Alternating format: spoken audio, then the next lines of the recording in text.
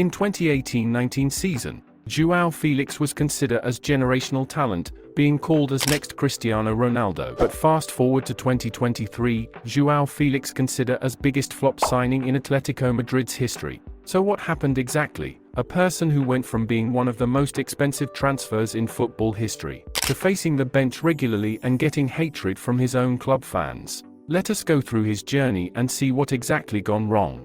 Joao Felix, born in Viseu, Portugal, raised in a household of educators, both his parents being teachers. Felix's upbringing was marked by a love for learning and discipline. Notably, his brother Joao Felix, a skilled Portuguese midfielder who is currently playing for Benfica B. The young Felix nurtured dreams fueled by the inspiration of football luminaries like Kaká and Rui Costa. He initially spent 7 years with Porto, where the foundation of his career was laid, molding his skills and determination. Facing challenges from the outset, Felix coped with extensive schedules that included daily shuttle hours between Viseu and Porto. His commitment was unwavering, and it was further exemplified when he made the decision to move out of his parents' house at the age of 12, opting to live near Porto's youth training grounds. A crucial moment occurred when he decided to relocate to Lisbon and switch sides to join rival team Benfica. A pivotal phase of his growth came when he was season loaned to Padroense in 2016, providing a platform for his talent to shine. At a mere 16 years of age, Felix graced the field for Benfica B in Liga Pro. He spent 2 years practicing and getting better with Benfica's B team. Over this period, Felix showcased his prowess in 30 appearances, finding the back of the net 7 times. His influence wasn't limited to domestic leagues, he also left his mark in the UEFA Youth League. Notably, he played a pivotal role in Benfica's journey to the tournament final, a match that ended in a close 2-1 loss to Red Bull Salzburg. Throughout the tournament, Felix displayed his exceptional skill by scoring an impressive total of 6 goals. During the 18-19 season, Felix showed his real talent when got promoted to Benfica's senior team. A dynamic force on the pitch, Felix's hallmark attributes included creativity, impeccable finishing, deft ball control, and remarkable dribbling finesse. His vision and precision in passing elevated him as a standout playmaker. A remarkable tally of 15 goals and 7 assists in 26 appearances in Liga Portugal highlighted his remarkable debut season. His accomplishments were underscored by his winning of the prestigious Golden Boy Award, outshining competitors such as Kai Havertz and Jadon Sancho. Felix's meteoric rise inevitably caught the attention of Europe's elite clubs. In the middle of all this noise, Atletico Madrid emerged as the suitor who secured his talents for a staggering €126 million, making him the 4th highest transfer fee in football history. This huge sum was not only a testament to Felix's potential, but also marked Benfica's largest ever transfer and Atletico Madrid's most substantial signing to date. Importantly, Felix's acquisition came at a time when Griezmann departed for Barcelona, leaving a void as the club's star player. The departure of Griezmann meant that Atletico Madrid was in search of his replacement, and Felix was deemed the perfect candidate for the role. His signing wasn't just an investment in his potential, but also a strategic move to fill the gap. In the 1920th season, the bar was set high due to the hefty price tag on Felix's shoulders. Even though he faced a few challenges, such as a couple of injuries, he didn't let it affect his progress. He worked hard to become a part of the new team, understand how things worked, and get used to the new situation. But these injuries did play a part in his consistency. Across that season, he netted 9 goals and pulled off 3 assists in 36 games. He came second in the scoring chart for Atletico Madrid, just behind Morata. It wasn't too shabby, considering it was his first season. However, the media and fans labeled it a bit of a flop due to the weight of that price tag. During this season, Felix faced the struggle of getting in sync with Diego Simeone's way of playing. Simeone was trying to figure out where to place him, whether on the right wing or as a second striker. However, there were obstacles along the way. The forwards were expected to press opponents when not in possession, which often left Felix feeling exhausted during games. Even when he had the ball, creating chances wasn't coming easy. Moving to the 2021 season, things didn't change much. More injuries came knocking, and that affected his game time. Still, he managed to find the net 10 times and made 6 assists in 40 appearances. But that didn't affect Atletico Madrid much, as the whole squad was on fire that season, especially Luis Suarez, who had an absolute blinder, bagging over 20 goals. Players like Marcos Llorente, Angel Correa, and Yannick Carrasco also chipped in, and all that teamwork led Atletico Madrid to grab the La Liga title after a whopping 7-year wait. Then came the 2021-2022 season, which was, in a way, his standout performance. Despite some dire injuries, including a run-in with COVID that kept him out for more than 160 days, he still managed to bag 10 goals and make 6 assists in 35 appearances. But due to not being in top form and injuries, he often found himself coming off the bench, getting less game time. Remembering one thing throughout these years under Diego Simeone's guidance, Atletico Madrid's strikers often faced a tough time finding the back of the net. Atletico's forwards were never really in the running for the Golden Boot. That's not how things pan out under Simeone anymore. The last time an Atletico player scored over 30 goals was Griezmann back in 2015. And these are just plain facts you can see on your screen, showing how the strikers have been grappling over the past few seasons. Returning to the 2022-2023 season, the relationship between Joao Felix and Diego Simeone grew increasingly strained. This time, Felix's struggle wasn't due to injury, but rather the arrival of Griezmann, a key player who'd returned to Atletico Madrid from Barcelona. Griezmann had been Simeone's golden boy, having unlocked Simeone's tactical brilliance before he moved to Barcelona in 2019. With Griezmann's comeback, Felix's chances of securing a spot in the starting lineup dwindled. This wasn't just about tactics, it was about sharing the role of second striker.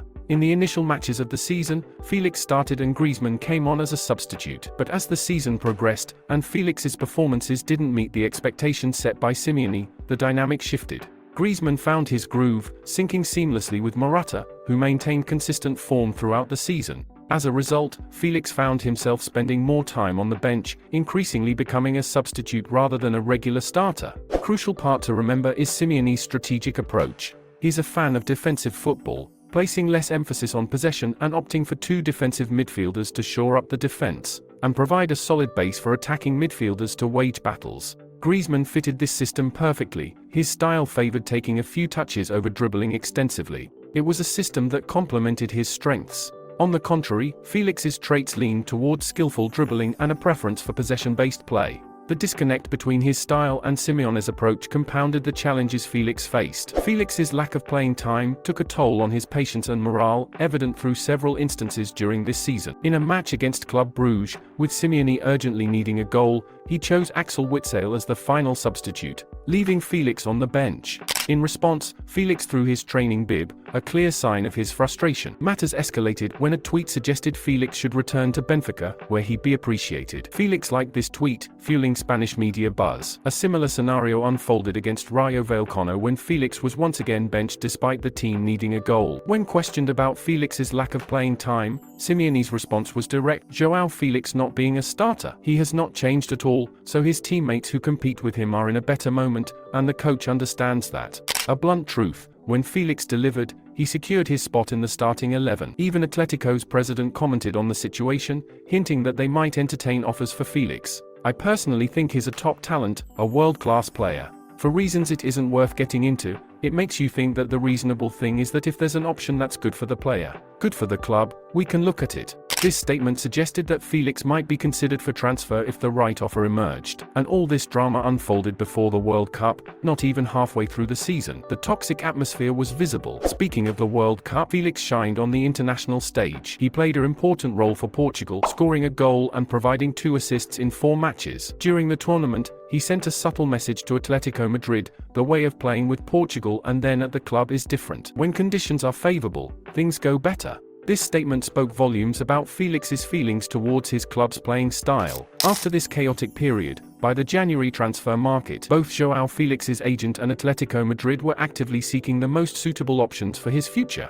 In the January transfer window, a new chapter in Joao Felix's journey unfolded. This time, his name became linked with Chelsea, a club grappling with their worst season since 1992. The team's struggles revolved around their final third play, notably the absence of a reliable striker for finishing. Felix stood as a potential solution, a missing puzzle piece in their pursuit of better days. Chelsea's bet was on a loan deal, without any buy clause. Simultaneously, Atletico Madrid was searching for Felix's replacement and stumbled upon Memphis Depay from Barcelona. Depay signed with Atletico, and Felix's path led him to Chelsea until the end of the season. In his brief stay at Chelsea, Felix had his moments, but they fell short of the soaring expectations. Yet, placing the blame solely on Felix wouldn't be entirely fair. The previous season had seen Chelsea enveloped in turmoil, ownership disputes, managerial instability, and a squad struggling to find its rhythm. These factors set a challenging backdrop that even Felix's talent couldn't fully surmount. The loan itself came at a cost, with Chelsea shelling out €11 million along with providing his entire wage bill. But as Felix struggled to find his groove, Chelsea's decision not to pursue a permanent transfer was understandable. The loan was a hefty investment that didn't yield the anticipated returns. Interestingly, Felix expressed his desire to stay at Chelsea, saying in an interview,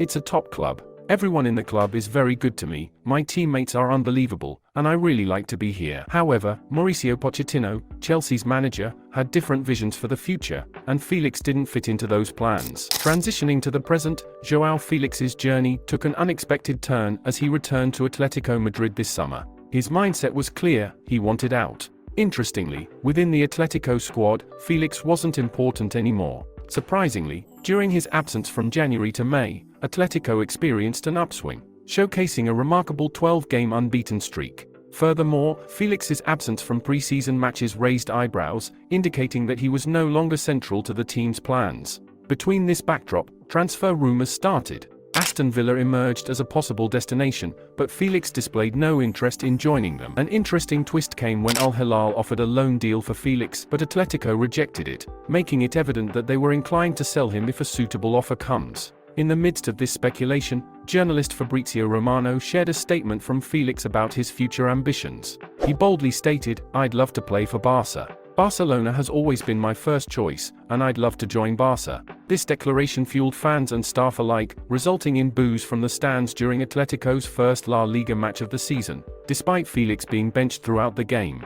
Felix's statement didn't just create waves, it also stimulated Barcelona's interest. As the transfer deadline day loomed, Barcelona entered the race, ultimately securing Felix on a loan deal until June 2024, without having any buy clause. To sum it all up, Joao Felix's decision to join Atletico Madrid didn't turn out to be the best one. He faced many challenges, whether it was due to injuries or clashes with his manager. However, his recent move to Barcelona brings hope that he can rediscover his form from the 2018-19 season. At just 23 years old, he still has plenty of time to prove his worth. Playing for his dream club, Barcelona, might just be the fresh start he needs to show everyone that he has the potential to be one of the greatest footballers of this generation. With that positive outlook, we wrap up this video. Hope you enjoyed this video, and if you did, make sure to like this video and subscribe this channel.